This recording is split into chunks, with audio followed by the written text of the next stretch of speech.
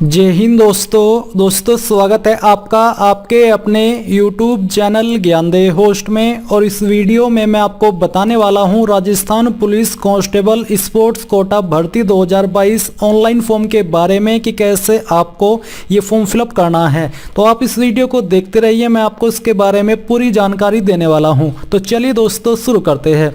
दोस्तों यहाँ पर अभी जो आप वीडियो में देख पा रहे हो ये हमारी ऑफिशियल वेबसाइट jobsgyan.in है, जिसके ऊपर आप अन्य जॉब्स के अपडेट पाने के लिए भी विजिट कर सकते हैं। और इसका डायरेक्ट लिंक आपको इस वीडियो के डिस्क्रिप्शन में मिल जाएगा। जैसे ही आप ये लिंक ओपन करेंगे तो आपके सामने इस भर्ती की एलिजिबिलिटी के बारे में जानकारी आ जाएगी। आप यहाँ से शॉर्ट में चेक कर सकते हैं।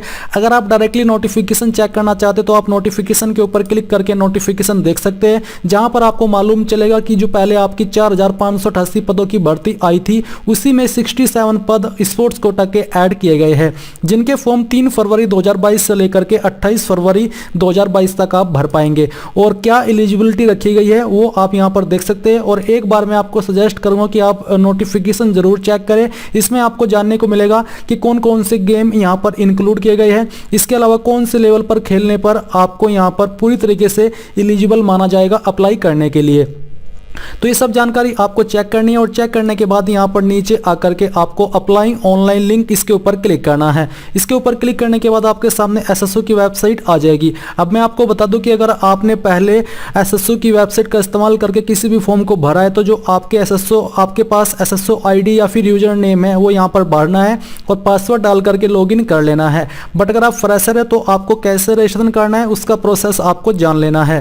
तो यहाँ पर आपको रजिस्ट्रेशन के ऊपर क्लिक कर देना है। अब क्लिक करने के बाद आपके सामने कुछ थोड़ा सा जो इंटरफेस है वो डिफरेंट होगा। यहाँ पर आप सिटीजन, उद्योग, गवर्नमेंट एम्प्लॉय और फेसबुक, गूगल, ट्विटर यानी कि ये ऑप्शन आपको दिए गए हैं जिनके माध्यम से आप इसके अंदर रजिस्टर्ड हो सकते हो। तो यहाँ पर आप जिस भी माध्यम से होना चाहते हो वो हो सकते हो। मैं आपको यहाँ पर गूगल का इस्तेमाल करके बताने वाला हूँ कि कैसे आप इसमें अकाउंट यानी कि रजिस्ट्रेशन कर पाओगे। तो यहाँ पर आप गूगल सेलेक्ट कर लीजिए। जैसे ही आप गूगल सेलेक्ट करोगे तो जो भी आप ईमेल आईडी यहाँ पर देना चाहते हो रजिस्ट्रेशन करने के लिए वो यहाँ से, अगर आपके पहले पीसी के अंदर बहुत सारी ईमेल आईडी है वो आपको सिलेक्ट करनी है, नहीं तो आपको अपनी ईमेल आईडी भर करके आगे मैं आपको बताता हूँ कि क्या करना होगा। तो यहाँ पर मैं अपनी ईमेल आईडी ये सिलेक्ट कर लेता हूँ। अब सिलेक्ट करने के बाद आपको इसका पासवर्ड यहाँ पर डालना होगा। जो भी पासवर्ड आपकी ईमेल आईडी का है वो आपको यहाँ पर भर देना है और फिर आपको नेक्स्ट के ऊपर क्लिक कर देना है। अब जैसे ही आप नेक्स्ट के ऊपर क्लिक करोगे तो आपकी वेबसाइट आपकी जो ईमेल आईडी है वो लॉगिन होगी। लॉगिन होने के बाद आपसे परमिशन मांगी जाएगी। तो अभी आप देखते रहिए, थोड़ा प्रोसेसिंग हो रही है। प्रोसेसिंग होते हुए मैं आपको दिखाना चाहता हूँ ताकि आप ये ना बोले कि आपने तो बीच में से इंफॉर्मेशन स्किप कर दी और फिर अपने आप फॉर्म को भर दिया। दोस्तों प्रोसेसिंग होने के बाद आपके सामने डिस्प्ले पर एक लिंक आएगा, आपको ऊपर वाले लिंक पर क्लिक कर देना है। और क्लिक करने के बाद आप यहां पर कुछ इस तरह का इंटरफेस देख पाओगे, जहां पर आपके जो ईमेल आईडी का यूजर नेम है वो यहां पर आ चुका है, जैसा कि आप देख पा रहे हो। अब आपको यहां पर एक पासवर्ड सिलेक्ट करना होगा जो कि आपका मनपसंद होना चाहिए। और इसमें आपका एक स्मॉल वर्ड, कैपिटल वर्ड और डिजिट और साथ ही एक स्पेशल वर्ड भी होना जरूरी है। और जो आपकी पासवर्ड की जो संख्या है वो 5 से लेकर 20 कैरेक्टर के बीच में होनी चाहिए। तो यहां पर मैं एक पासवर्ड सिलेक्ट कर लेता हूं यानी कि भर लेता हूं। आपको भी अपनी मन पसंद के अनुसार यहां पर एक पासवर्ड भर लेना है।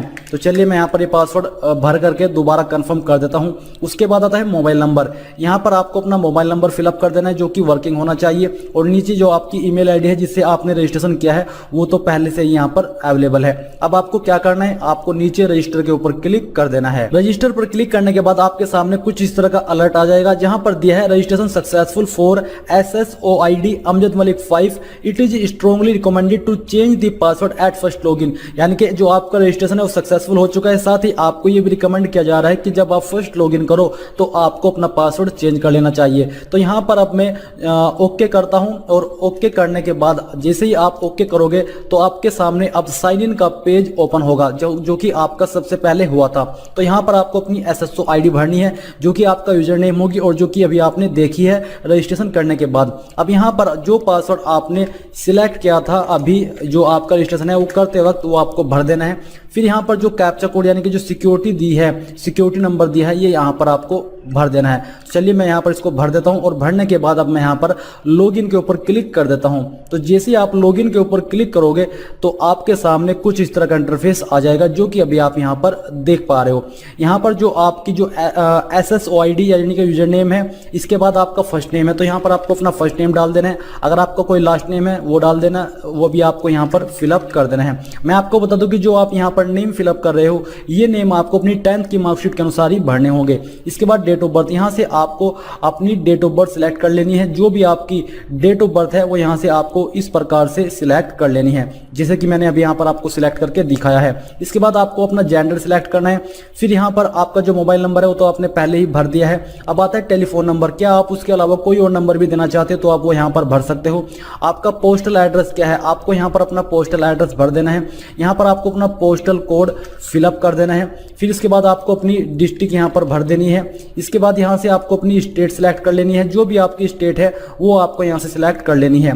अब इसके बाद आपको यहाँ पर है बहामास ID इनरोलमेंट नंबर, तो ये आपके लिए नहीं है। और ये भी आपके आधार ID VID ये भी आप यहाँ से भर सकते हो अगर आप चाहो तो जैसे ही आप इसके ऊपर क्लिक करोगे तो यहाँ पर आप अपनी अपडेट आधार नंबर यानी कि अपनी जो आधार कार्ड की वर्चुअल ID है वो यहाँ पर भर सकते हो। और भरने के बाद आपको कंटिन्यू के ऊपर क्लिक कर देना है।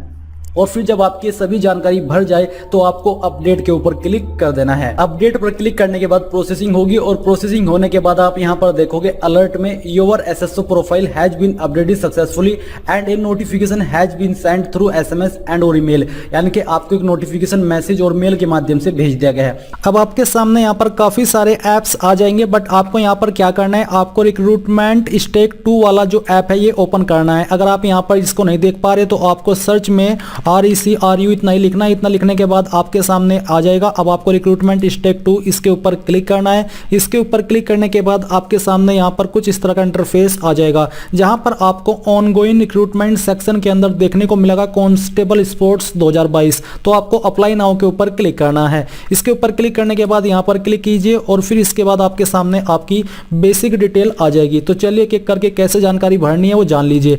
सबसे पहले आपको यहाँ पर आपका नाम 10th की मार्कशीट के अनुसार एंटर करना है। इसके बाद आपको यहाँ पर आपके फादर का नेम यानी कि पिताजी का नाम एंटर करना है।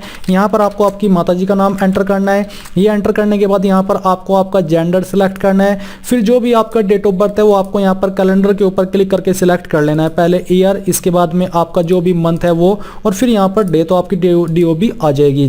देन यहाँ पर दोस्तों आता है कास्ट कैटेगरी। तो जो भी आपकी कास्ट कैटेगरी है वो आपको सिलेक्ट कर लेनी है। इसके बाद दोस्तों आता है इकोनॉमिकली वीकर सेक्शन। अगर आप EWS कैटेगरी से है तो आपको यस करना है, नहीं तो नो कर देना है। आपका रिलीजन कौन सा है, आपको यहाँ से आपका रिलीजन सिलेक्ट कर लेना है। देन आता है मैरिटल स्टेटस। तो यहाँ पर बताना है डाइवोर्स्ड, मैरिड, अनमैरिड जो भी है आपका वो आपको सिलेक्ट करना है। मैंने सिंगल सिलेक्ट किया है। अब यहाँ पर जीवन साथी का नाम उन्हीं को देना है जिनका सिंगल के अलावा अन्य कोई स्टेटस है। साथ ही उनको यहाँ पर बताना है कि उन्होंने दहेज लिया था या फिर उन्होंने ऐसे व्यक्ति से शादी किया जिसके पहले से जीवित पत्नी है। और साथ ही यहाँ पर आपको फिर जीवित बच्चों की संख्या भी बतानी होगी इस डेट से लेकर के इस डेट के बीच में।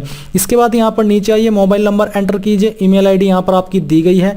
आधार आईडी आप यहाँ पर दे दीजिए। अगर आपके पास जन आधार आईडी है तो आप यहाँ पर दे सकते हैं, नहीं तो आप इसको खाली भी छोड़ सकते हैं, कोई प्रॉब्लम नहीं होगी। अप्लाइंग फॉर यहाँ पर है आवेदन और ट्रायल के लिए।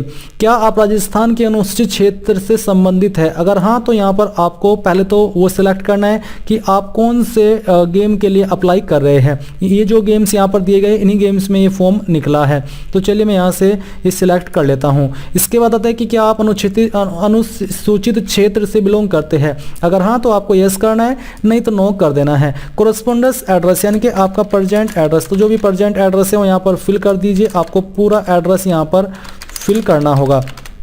इसको फिल करने के बाद यहाँ से आपकी जो भी स्टेट है वो स्टेट आप सिलेक्ट करेंगे। स्टेट सिलेक्ट करने के बाद यहाँ से आपकी जो भी डिस्ट्रिक्ट है वो डिस्ट्रिक्ट सिलेक्ट करेंगे। फिर आपको यहाँ पर आपके विलेज गांव का नाम एंटर करना है।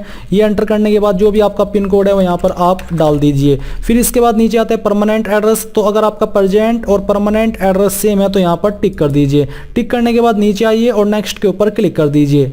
नेक्स्ट पर क्लिक करने के बाद यहाँ पर पर्सनल डिटेल आ चुकी है। आपको नेशनलिटी में इंडियन सिलेक्ट करना है। होम स्टेट आपकी राजस्थान राजस्थान आपको सिलेक्ट कर लेनी है, होम डिस्ट्रिक्ट यहाँ से आपको सिलेक्ट करनी है, फिर होम ब्लॉक आपका कौन सा है वो आपको सिलेक्ट करना होगा, तहसील सिटी आपकी कौन सी है वो यहाँ से आपको सिलेक्ट कर लेनी है, विलेज का नाम यहाँ से आपको आपका सिलेक्ट कर लेना है। इसके बाद स्पेशल कैटेगरी, क्या आप भूतपूर्व सैनिक है, अगर है तो यस कर दीजिए, नहीं तो यहाँ पर आपको नो करना है। देन आपसे पूछा कि क्या आप मौजूदा राज्य सरकार के कर्मचारी जो कि परमानेंट होने चाहिए ऐसे कैंडिडेट है, अगर हाँ तो आपको यस करना है, नहीं तो नो कर दीजिए। इसके बाद आता है आपका कि क्या आपकी पारिवारिक आय 2.5 लाख से कम है, अगर हाँ तो आपको यस करना है, नहीं तो आपको नो कर देना है। इसके बाद दोस्तों यहाँ पर आपको पूछा कि विज्ञापन के बिंदु 10A के अनुसार उच्चतम उपलब्धि का उल्लेख करें। तो यहाँ पर दोस्तों उच्चतम उपलब्धि के बारे में जानकारी दी जा रही है, तो आपको यहाँ पर यस का ऑप्शन ही दिया, यानी कि आप इसको नो नहीं कर सकते। आपको बोला है मेंशन हाईएस्ट अचीवमेंट, तो जो आपका स्पोर्ट्स है उसमें आपकी हाईएस्ट अचीवमेंट क्या है, इन लेवल पर अगर आपने आपके स्पोर्ट्स गेम्स को खेला है तभी आप इसमें एलिजिबल हो। National, international, all India inter university tournament, तो जो भी लेवल पर आपने खेला है वो आप सिलेक्ट कर लीजिए। जैसे कि मैंने यहाँ पर नेशनल सिलेक्ट किया, तो यहाँ पर नेशनल टूर्नामेंट आ चुका है जो नेशनल लेवल पर होते हैं, तो इनमें से कौन से टूर्नामेंट में आपने पार्टिसिपेट किया था वही आपको यहाँ पर सिलेक्ट कर लेना है।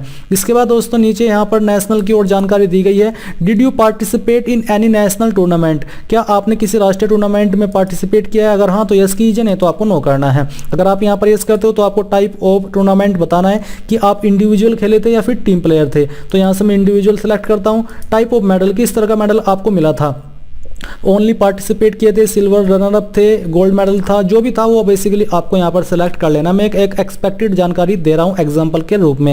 एसोसिएशन, फेडरेशन नेम, किसके द्वारा आपका ये जो गेम है वो टूर्नामेंट है वो किया गया था, उनका नाम आपको यहाँ पर देना है। तो चलिए मैं यहाँ पर एक एग्जाम्पल के रूप में लिख रहा हूँ, आपको आपके एसोसिएशन का नाम देना होगा। नेम ऑफ द गेम, तो जो आपके गेम का नाम था वो आपको यहाँ पर लिखना है। तो चलिए मैं यहाँ पर लिख देता हूँ, ये मैं एग्जाम्पल के रूप में आपको बता रहा हूँ, आपको आपके गेम का नाम यहाँ पर देना होगा। ये देने के बाद दोस्तों यहाँ पर आता है आपका ईयर ऑफ पार्टिसिपेशन, कौन से ईयर के अंदर आपने पार्टिसिपेट किया था वो आपको यहाँ पर लिखना है। ये लिखने के बाद नीचे आती है और जानकारी जो कि आपसे पूछा है एडिशनल कैटेगरी, अगर आप इनमें से हो तो आप यहाँ पर टिक कर दीजिए, नहीं तो इसको खाली छोड़ दीजिए। क्या आपके खिलाफ कभी भी प्राथमिकता दर्ज की गई है, कोई FIR, अगर हाँ तो यस कीजिए, नहीं तो आपको नो करना है।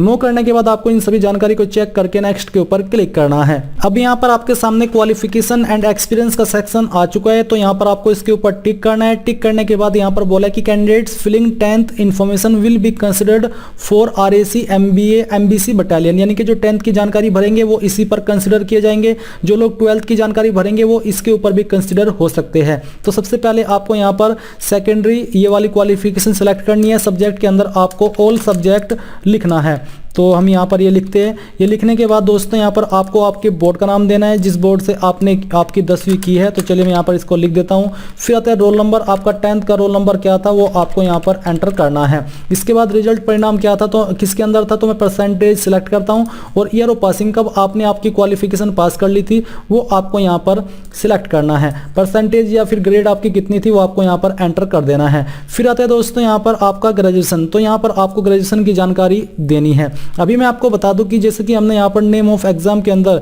सेकेंडरी सिलेक्ट की है, अगर आपने सिर्फ 10वीं की है तो तभी आपको ये सिलेक्ट करना है। अगर आपने 12वीं भी कर रखी है तो आप यहाँ पर सेकेंडरी की जगह पर सीनियर सेकेंडरी सिलेक्ट करेंगे, क्योंकि इसमें एक ही जगह पर आपको एक क्वालिफिकेशन भरने का सेक्शन दिया गया है। तो अगर आपने 12वीं की जानकारी सिलेक्ट की है तो और आप 12वीं की जानकारी भर रहे हो तो ऑटोमेटिकली ये काउंट हो जाएगा कि आपने 10वीं भी की है, और आप दोनों पोस्ट पर कंसिडर किए जा सकते हो आपकी पोस्ट प्रेफरेंसेस के रूप में। इसके बाद यहाँ पर ग्रेजुएशन का सेक्शन है, अगर आपने ग्रेजुएशन की है तो आपको यहाँ पर सब्जेक्ट बताना है कि कौन से सब्जेक्ट में की है, या फिर आप यहाँ पर अपनी क्वालिफिकेशन का नाम भी देख सकते हैं, और यहाँ पर आपको आपकी यूनिवर्सिटी का नाम देना है, और बाकी जानकारी सेम वे में भर देनी है, जैसे कि roll number, result type, passing year और परसेंटेज। इसके बाद नीचे आइए और यहाँ पर आपको नीचे नेक्स्ट के ऊपर क्लिक करना है। नेक्स्ट के ऊपर क्लिक करने के बाद आती है आपके सामने आइडेंटिफिकेशन एंड इनक्लोजर, जहाँ पर आपको बोला है कि इस भर्ती हेतु विज्ञप्ति पॉइंट नंबर 10A में से अपने अधिकतम अंक वाला प्रमाण पत्र अपलोड करें।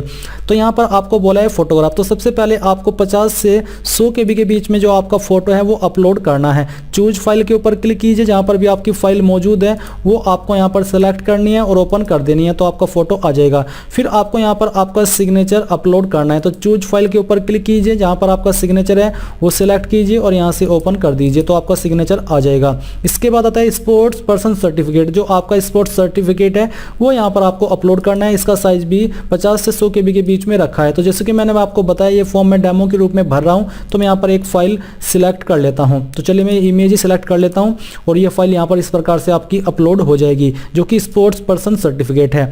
आइडेंटिफिकेशन मार्क ऑन बॉडी, आपकी बॉडी के ऊपर वो निशान जिससे आपके शरीर की पहचान हो सके।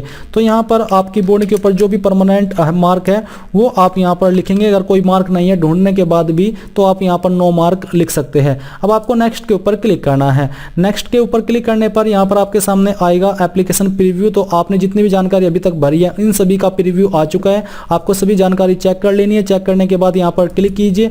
अगर आपको लगता है कोई जानकारी गलत है तो अपडेट के ऊपर क्लिक करके अपडेट कर लीजिए, नहीं तो यहाँ पर पे फी के ऊपर क्लिक कर दीजिए। अब यहाँ पर आपके सामने फीस का अमाउंट आ जाएगा। आपको यहाँ पर नीचे पे फीस के ऊपर क्लिक करना है और यहाँ से आपको ओके कर देना है। एक बार फिर से ओके कीजिए। इसके बाद यहाँ पर आपके सामने ई मित्रा का पोर्टल आ जाएगा। आपको एग्रीगेटर के ऊपर क्लिक करके कोई एक एग्रीगेटर या बिल डेस्क सिलेक्ट करनी है। फिर यहाँ पर आपको पे नाउ के ऊपर क्लिक करना है। पे नाउ के ऊपर क्लिक करने के बाद आपके सामने यहाँ पर बिल डेस्क आ जाएगी, जिसमें कि आप जिस माध्यम से चाहे फीस जमा कर पाएंगे। आपको प्रोसीड के ऊपर क्लिक करना है। इसके बाद दोस्तों ये आपके सामने बिल डेस्क आ चुकी है, जहां पर आपको सभी विकल्प दिए गए हैं फीस को जमा करने के। जिस माध्यम से चाहे आप फीस जमा कर सकते हैं। जैसे ही आपकी फीस जमा हो जाएगी आपको इसी वेबसाइट के ऊपर रिडायरेक्ट किया जाएगा, जहां से आपने फॉर्म फिलअप करना स्टार्ट किया था और आप अपने फॉर्म का फाइनल प्रिंट आउट ले पाएंगे। इस प्रकार से आप लोग Rajasthan constable sports quota online form 2022 को भर पाएंगे। जानकारी अगर आपको पसंद आई है तो आप वीडियो को लाइक, शेयर और आपके अपने यूट्यूब चैनल ज्ञानदेव होस्ट को सब्सक्राइब करके बेल आइकन को ऑन कर ले। Thanks for watching. जय हिंद।